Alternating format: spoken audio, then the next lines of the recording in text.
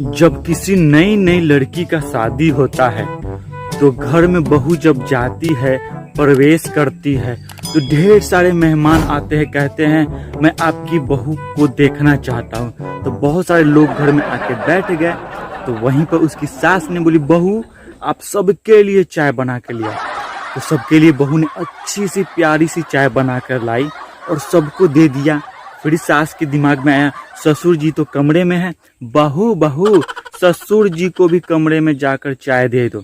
उसके बाद बहू गई, ससुर को कमरे में जाकर चाय दे दी। सारे मेहमान खुशी से चाय पी लिए और ससुर भी चाय पी लिया। अब बहू क्या की कि सारे जूठे कप उठाकर किचन में जाकर रख दी। फिर बहू को याद आया कि मैंने तो ससुर के कमरे से जूठा कप उठाया ही नहीं, उनके कमरे में तो कप रह ही गया। तो वो अपने ससुर के कमरे में गई।